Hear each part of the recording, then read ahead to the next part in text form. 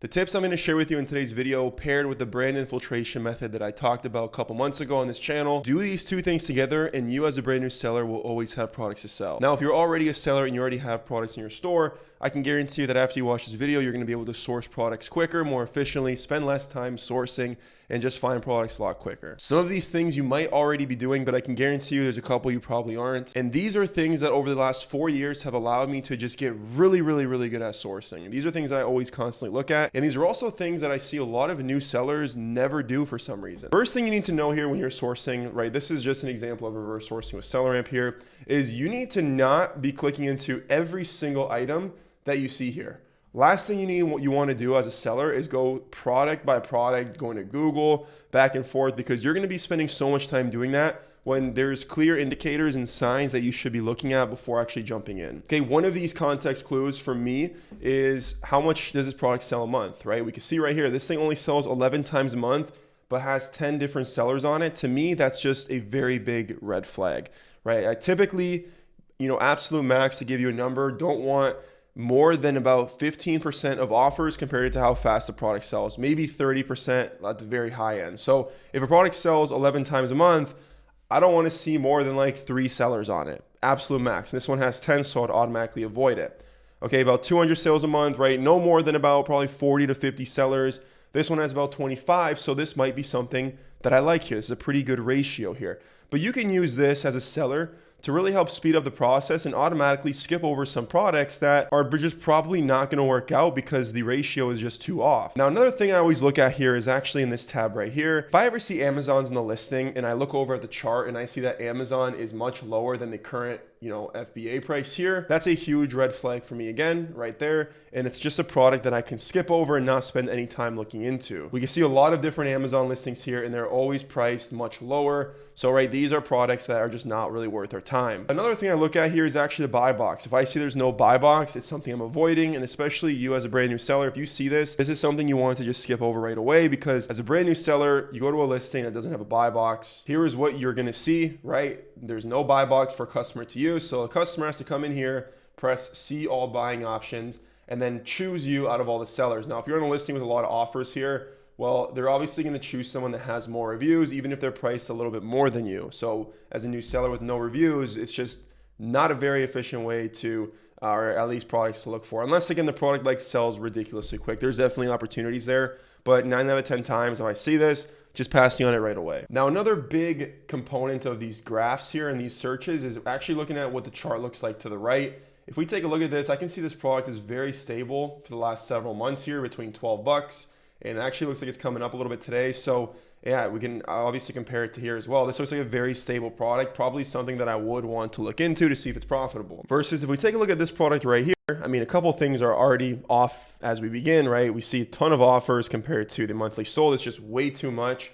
Not to mention, if you look at this chart here, I mean, you can see this massive drop off in the price, which makes sense. Again, looking at this, just a ton of offers came on. If I look at this, I guarantee you what we're going to see is the increase in offers and the fall in the price. And again, we're able to see that right away like this. So we can automatically skip over that product just like that, right? We can see it's exactly what ended up happening here. All right, so these are obviously listings we wouldn't want to look into, because if we look at this chart here, these people were buying it when it was priced at about $20. So that seems to be the profitable number, $20 in sale. Well, now it's down to 14, 15 bucks. So the chances of it still being profitable, or at least profitable enough to make good ROI, is extremely low.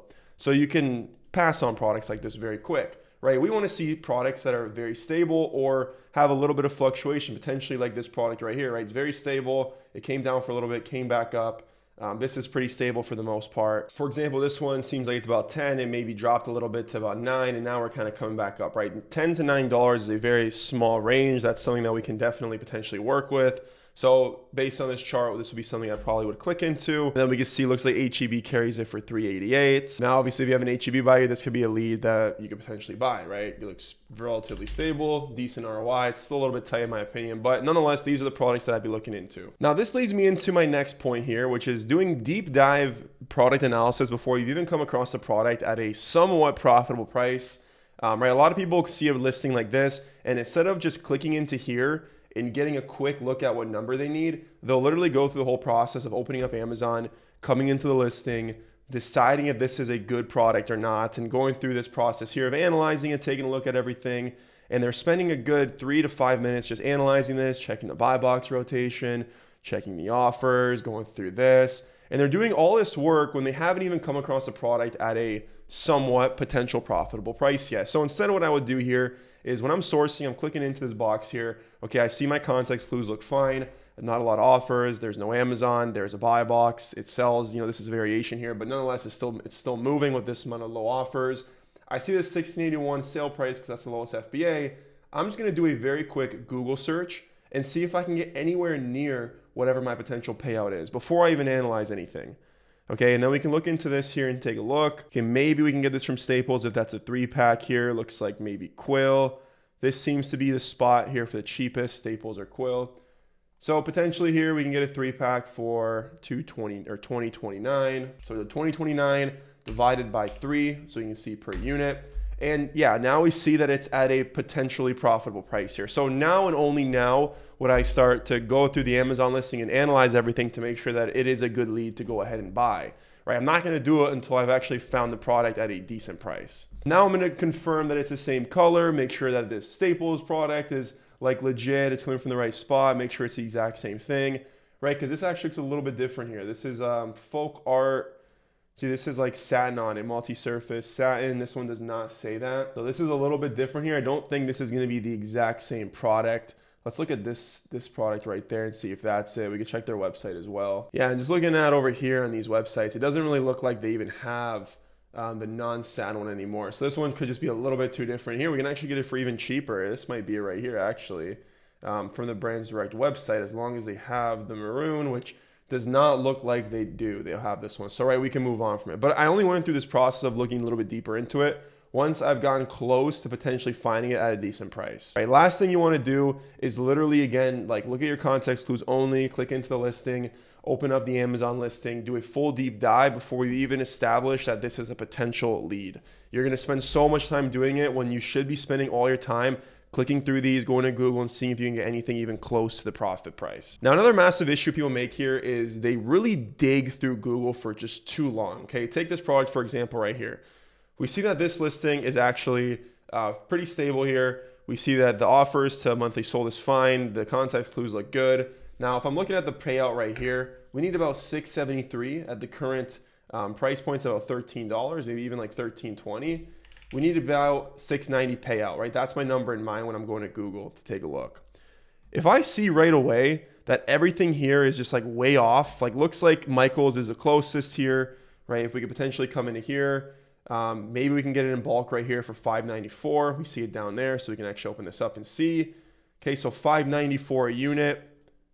Right, this potentially is close. We're very close to being profitable. Now, again, with arbitrage, sometimes like you can use discounted gift cards to really make an okay product a good product. So in this example, that's something that we can do because Michael's does have solid discounted gift cards here. We see they have about 15%. Minimum, you're getting about 13% from Michael's. So let's just say we can get this 15% right here.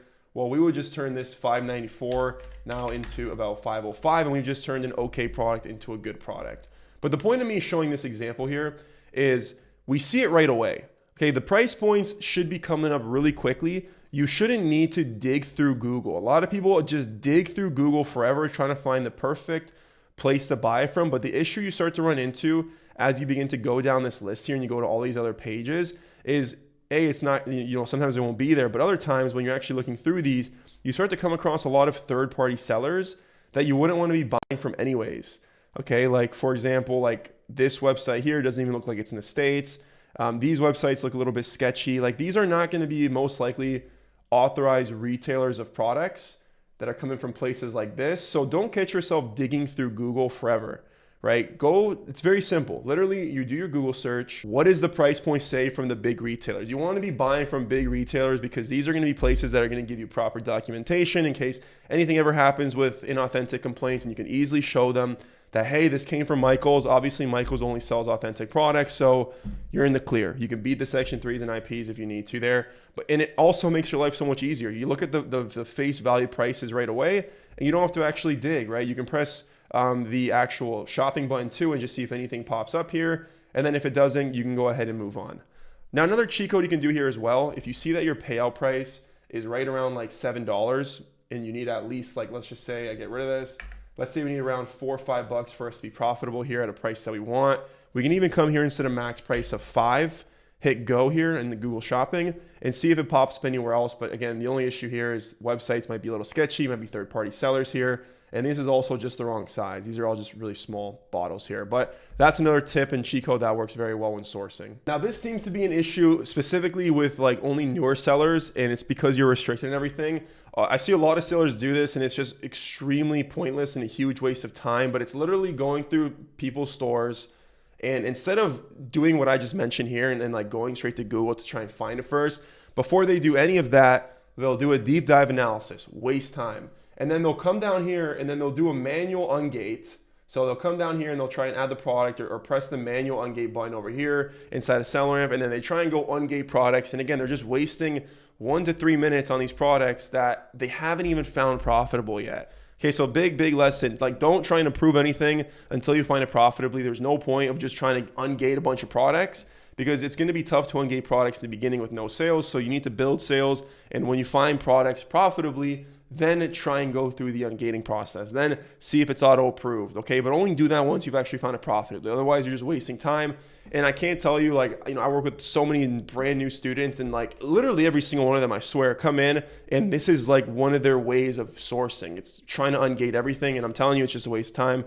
And you should be spending this time actually looking through products and trying to find them profitably. That's going to be the best use of your time as a brand new seller. Which takes me to my final point when it comes to sourcing is just sourcing off of bad sellers, okay? Like when you choose a seller to source off of, you need to start an arbitrage product. You're watching my video right here. I'm on an arbitrage seller. Just take any of these products. You can take whatever, any of these ASINs, doesn't matter. Take them and use these to start off of, okay? So if I'm gonna use a product, let's just pick a random product here as an example. Let's take this, this Red Bull thing. I'm gonna copy the ASIN right there. I'm just gonna go straight to Amazon. I'm gonna put it in the ASIN and I'll show you how I would go ahead and start my sourcing off of these products right here. Go ahead and open this up.